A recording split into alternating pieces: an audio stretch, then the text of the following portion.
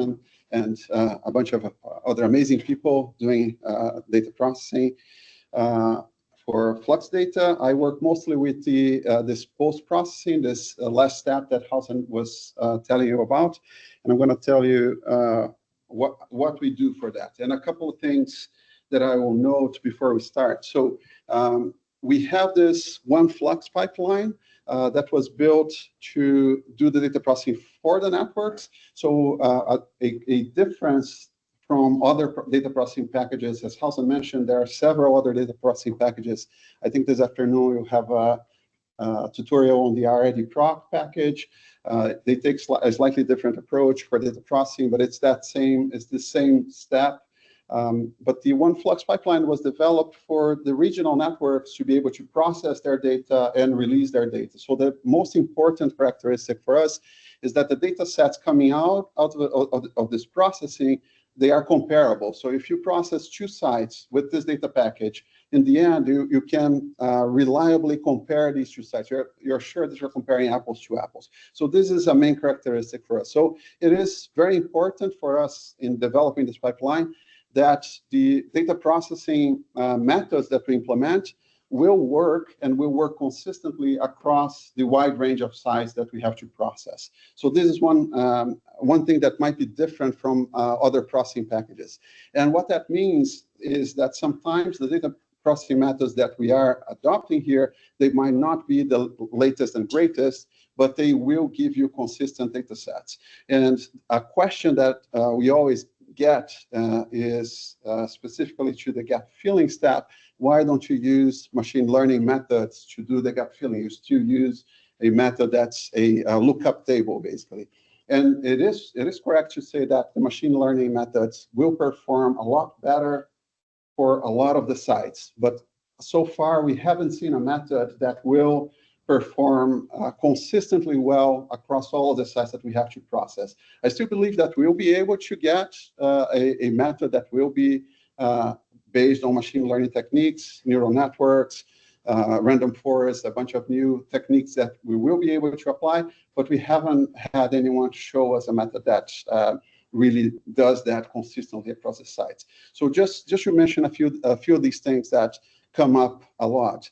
And I'm not going to go into the detail for every step here, but I will call out a couple of steps that usually have some confusion as well, and are the main sources of uncertainty for when we're processing these data sets. So this is the overview of the pipeline for one Flux. There are several steps here. We have one lane here that is processing just the sensible latent heat, one lane that's processing mostly the carbon variables, and one lane that's dealing with the meteorological variables, meteorological drivers. And as Sasha said, these are kind of the slow measurements. They are important not only for you to be able to interpret your data, but we actually use all of these variables in the processing method. So they are inputs for the processing methods that we use. So they are super important as well. And if you need more information about the inner workings of one Flux, we have a paper that describes the details, and the FLUXNet.org webpage also has a lot of specifications and details about the FLUXNet product. So you have these two resources if you have questions about interpreting the data or anything like that. And of course, if there's anything that's still unclear, reach out to us. We'll try our best to answer any questions. So what do we do here? So the main thing that this package is doing is taking the measurements, and this is showing NEE at different stages of processing.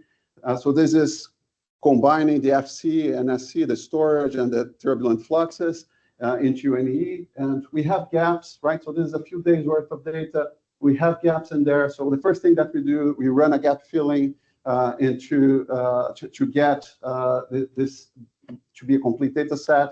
We do uncertainty estimates. So we have estimates from ranging from random uncertainty that are standard to flux data, but also we do uncertainty estimates from the data processing methods that we adopt as well. I'll talk about this a little bit more.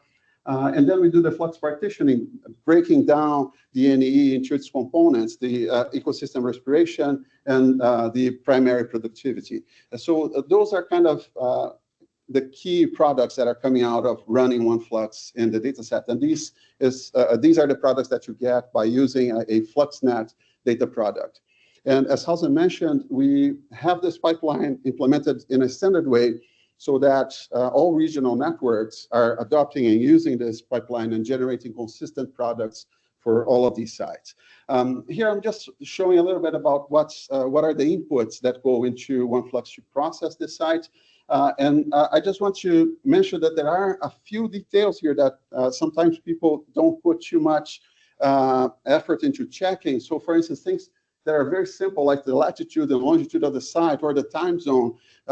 Sometimes people just get a coordinate from the cell phone or something like that, and then we realize that those are off by a lot. And we do use this information to find where your site is, get that radiation, potential radiation that Hausen mentioned, do some internal checks, and we do get other sources of data to complement the processing.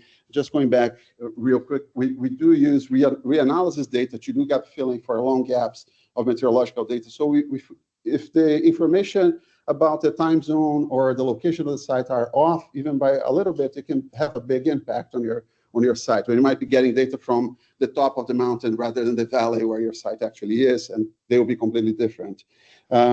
So getting the site information, we have the measurement heights for all of the instruments, specifically where the gas analyzer and the CO2 profile are. These impact a lot on the processing.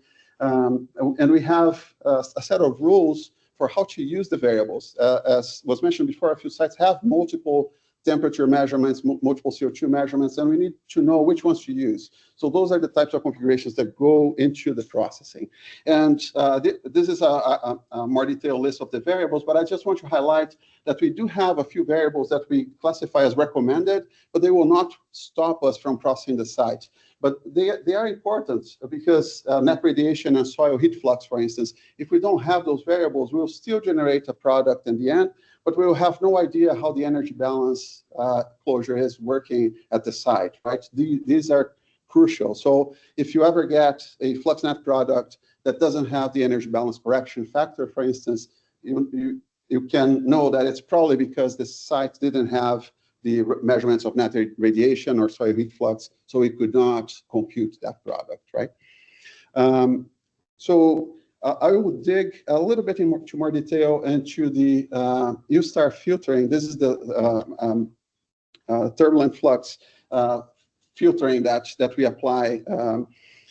Traditionally, sites have processed their data. They identify the conditions where you don't have enough turbulence by specifying a single number. So if U-star is under a threshold, they will basically remove that data and only use the data that's above that threshold. So you're characterizing the site as having enough turbulence for the edge covariance method to be valid.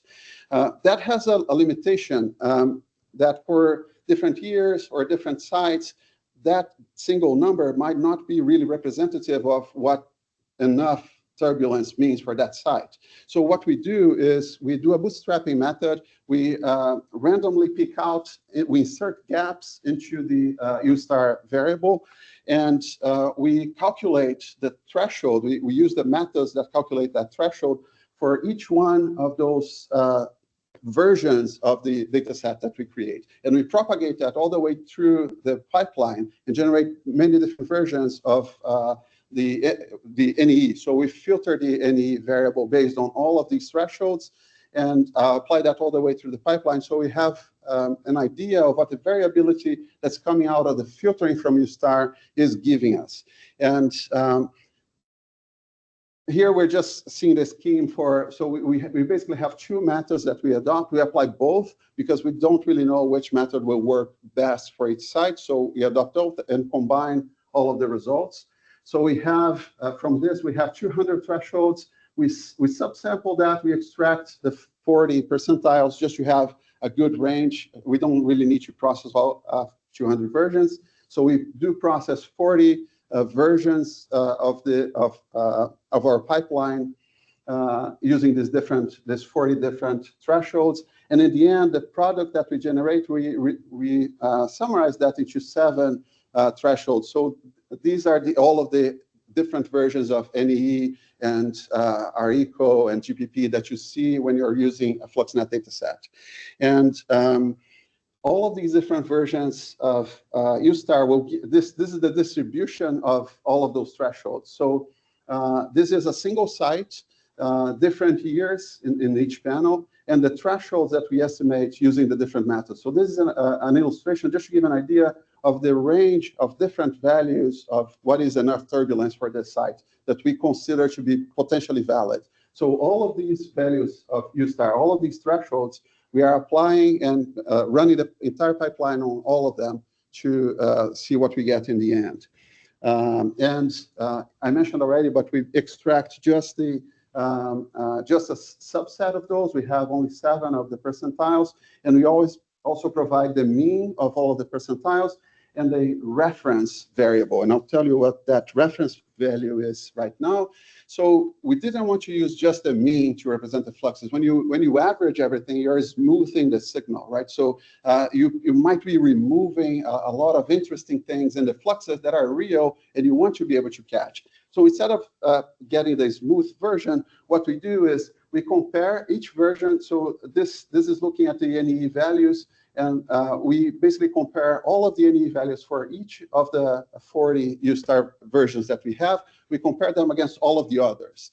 And then the one that has the least difference to all of the others, so the sum of the model efficiency here is highest. So this is the version of our variable that is most similar to all of the others. So this is the one that we select as the reference. And one thing that is important, we are always recomputing this reference every time that we get a new variable. So the reference variable for NE might not be the same reference for GPP and RECO. And when you do the aggregations as well, so if you have the daily data, the monthly data, we are always recomputing this. So we know that we are incorporating all the characteristics of that specific variable or that specific time range into the calculation of what the reference should be. So don't think it's strange if you're taking the half-hourly NE, the reference half-hourly NE, summing it up,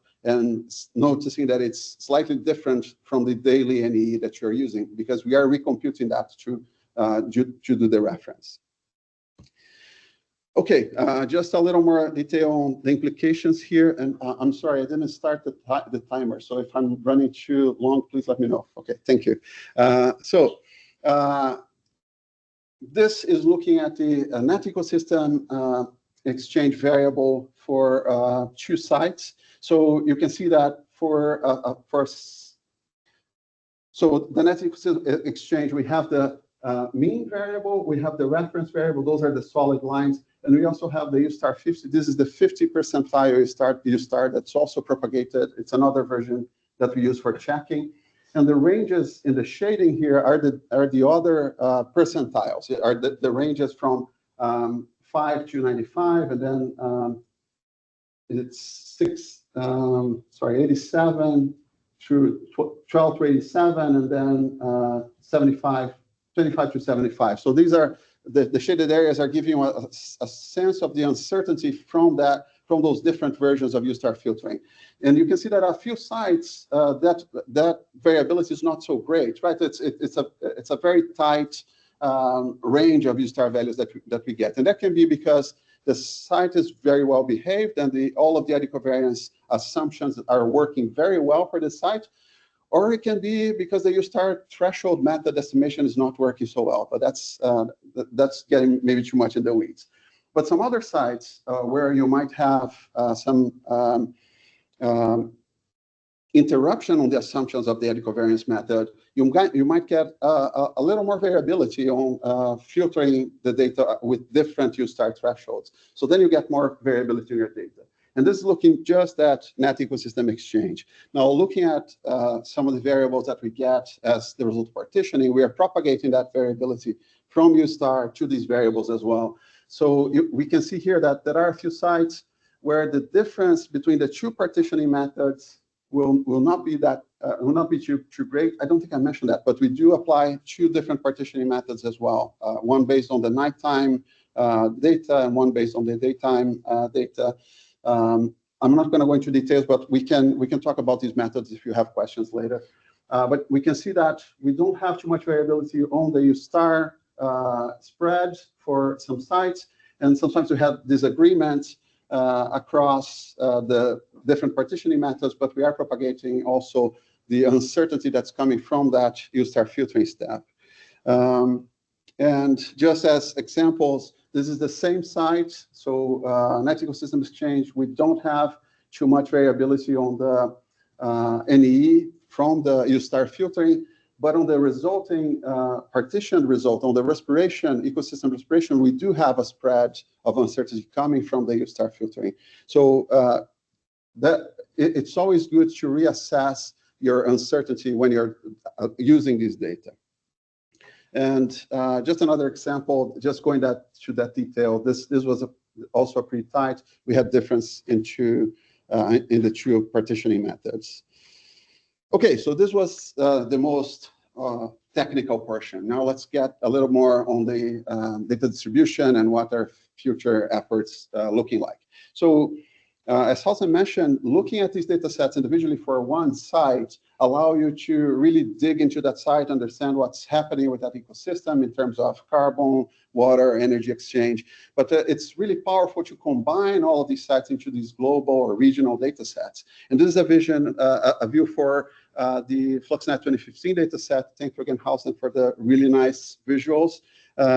And creating these global data sets in the past, it was always a centralized effort, right? So there was a single team that was getting data from all over the world, doing all the quality checks, doing all the processing, and taking care of the distribution of data. Unfortunately, and this happened for the previous 3 global FLUXNET data sets. Unfortunately, it's very hard to get funding for long-term efforts that cross country boundaries, right? Program managers distributing money, they don't like to give money forever to things that are happening in other countries. So what we had to do is, okay, we had to come up with a way that each country or each regional network can take care of doing this preparation, processing, and data distribution, but we still need a way to create these global data sets, right? So that's why we came up with this proposal of the regional networks taking care of these steps, and we create this FLUXNet shuttle that is taking care of packaging all of these individual regional network products in a way that creates that global data set. And one advantage of using a system like this is that we can have a more dynamic data publication process, right? So what this allows is for each network to flow at their own pace, publish data at their own pace, and we can create these global data sets on demand, and as new data becomes available, they become part of this global data set as well. So to be able to do this transition, going from one group doing everything and then doing the distribution to having this multiple points, we came up with the set of steps to make sure that we are continuing to do a good job, right? So the first one is adopting OneFlux as the processing code, and we discussed that a little bit. The second step, we came up with this round-robin comparison exercise. This is basically to distribute a subset of sites. So we select a set of sites with representative conditions, and we distribute that to all of the data centers that are doing processing officially to be distributed with the shuttle. And then we compare all of the results. So they have to be the same. So we guarantee that everyone is following the same procedures, is configuring the software to run it the same way, and generate comparable products. And in the end, what you want is to really have something like this, right? There's absolutely no difference across the data, but OneFlux has a stochastic component. So there are a few of the variables that will have some divergence. So we are creating the definitions for what does it mean for these products to be comparable. And in this case, it is a real result. I think we're doing okay, but we're still running the analysis to make sure that this exercise in consistency can continue, and we can have the shuttle fully implemented and distributing data that is continually comparable. And just to give you an idea of what the data availability state is right now, so the regional networks continued processing data. So we had the FLUXNet 2015 sites. So just as an example for AmeriFlux, we had 86 AmeriFlux sites in FLUXNet 2015. We have 6 sites that have products updated, 239 sites with new sites with data. So right now we have over 500 sites with Flux data available in the FLUXNet format. So it's the FLUXNet product available for 500 sites around the globe that are available right now for analysis. And then we get, and this is the last part, we get to the FLUXNet Data Initiative. So this was a proposal to try to incentivize teams to get together in a timely fashion to submit data to the regional networks, get them processed, get them published, and have these updates of the FLUXNet product happen at a more continuous pace, right? There is more information about this initiative in the FLUXNet website, but fundamentally, there are groups supporting the site teams that are interested in participating, but maybe don't have enough people to do the work, the preparation work that is needed to get their sites included, and there are incentives as well on the results. So I borrowed a couple of slides from Dave Moore, who's helping run this FLUXNet Data Initiative, and these are some of the themes for papers that came out of a breakout session in the FLUXNet 2025 annual meeting that happened just last month in Australia. So the key message that we want to convey here is with this much larger number of sites available, there are a lot of new questions and exciting questions that we can start asking from this data. And there's a lot of new research that can come out of analyzing this data set. So the idea here is kind of get ready, because this is a lot of data. There's a lot of interesting questions to be answered.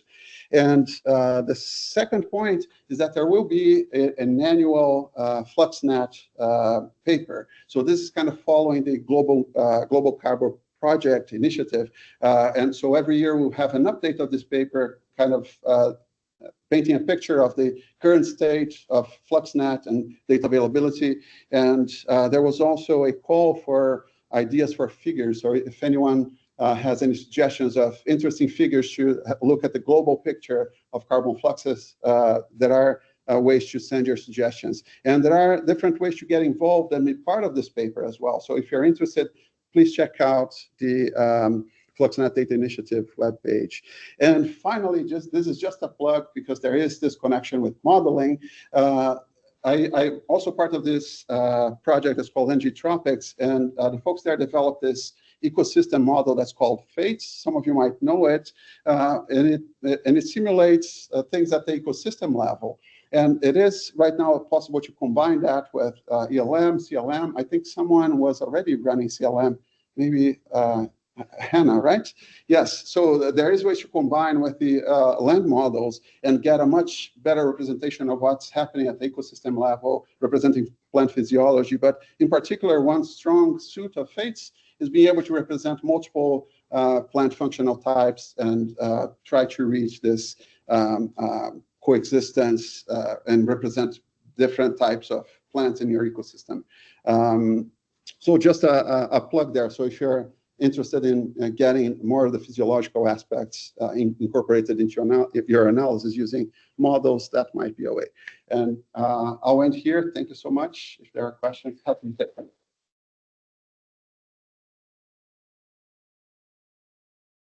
Any questions?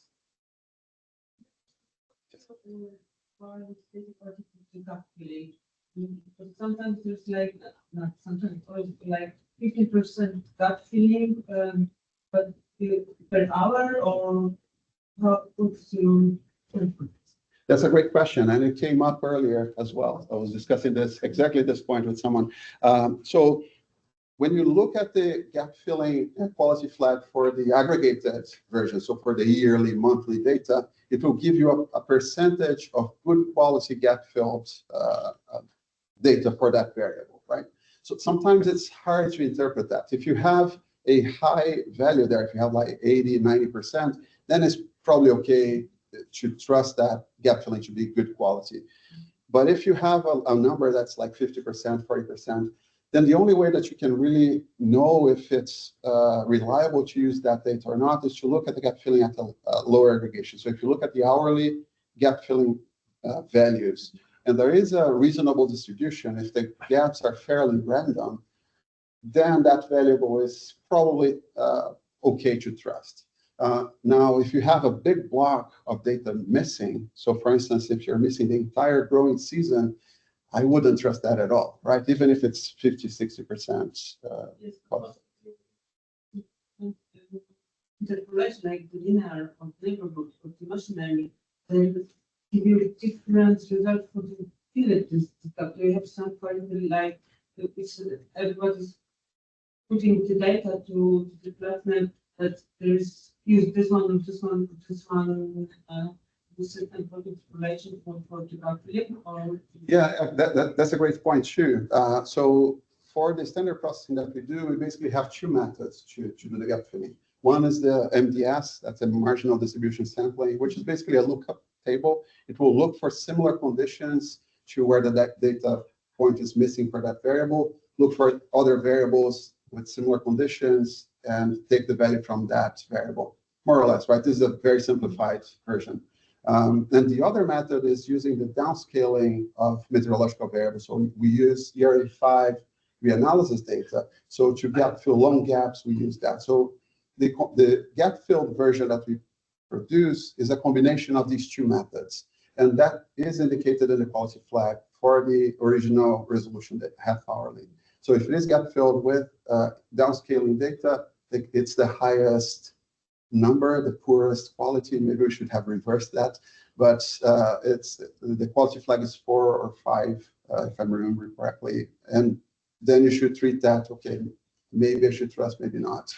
But if the values that I usually use confidently is 0, that's measured, or 1, so this is high quality gap fill. And that's what gets propagated into the other resolutions as well. Yes. Thanks for talking. I have learned a lot about processing. I'm curious, besides these traditional methods, do you and your team explore the AI technique, like to accelerate the whole workflow and to make this data more accessible? Like I'm not specialized in the FLUXNet. Yeah, that's a great question. So we are trying different methods, but as I mentioned, we haven't really found a method that is widely applicable to all sites. So this is a criteria that we can't really abandon. We have to have a method that is consistently applicable. To the second part of your question, do you mean being able to pick which version of the variables to use, that sort of thing? Yeah. So this is a question that we get a lot as well. So just for the NEE variables, for instance, we generate 40 different versions. How do you pick? If I'm making that choice, I will take the reference variable and use that one. And there are 2 different styles of U-star filtering as well. There's a variable and continuous. I pick the variable because it will adapt to how the ecosystem is evolving, especially if it's a long time series. But the reason why we don't simplify that, we don't make just one NEE variable, and this is what we think is the best, is because different scenarios, different use cases will need variable characteristics that are slightly different. So we cannot really make that decision for you at this point. But we are discussing that a lot. This is a question that comes up every time as well. So we are trying to figure out a way to do that. And one way that we're considering is using this ensemble approach. That's something that's used in modeling a lot. So if you have multiple models, you build an ensemble. So that's probably the most reliable version. So we're trying to look for something in that direction to maybe build a version of these variables that we can say, okay, this is most likely the variable that you want. But it's always good to take a look at the documentation, understand how the process is working, because maybe some choice that we made might not be ideal for you.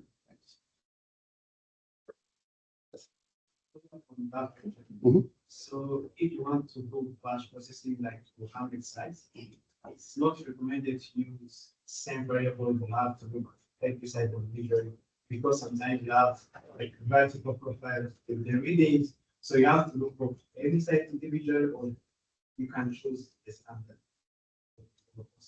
That's a very good question. Now, for the example that you gave on the profile, the only profiles that we have in the FLUXNET product are soil profiles, right? And then you can decide if you want the shallowest layer or if you want to really explore the different layers of soil.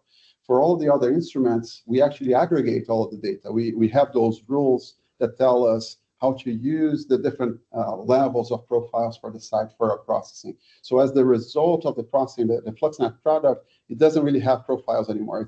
We already communicated with the site teams and made that decision of which variable to use, right? There is one other case where you might have to make different choices for different sites, even if you're batch processing the site. And this is when picking which flux partitioning method that you're going to use. We have two methods that we apply, and they don't work consistently for all ecosystems. So this is something that you will probably need to come up with a criteria for picking which version to use. And depending on your analysis, just picking one and sticking to it will work. But if you're really focused on getting the right productivity for a site, for instance, then you might want to consider if it's coming from a site that has no nighttime for a long period, like a northern site. You can't really rely on the nighttime partitioning method for a site in the Arctic, right? So those kinds of things might influence your choice there.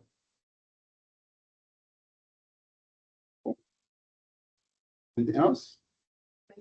All right, thank you again. Yeah, so it's not fine. So we are a bit behind schedule, like 15 minutes. So I think it's be okay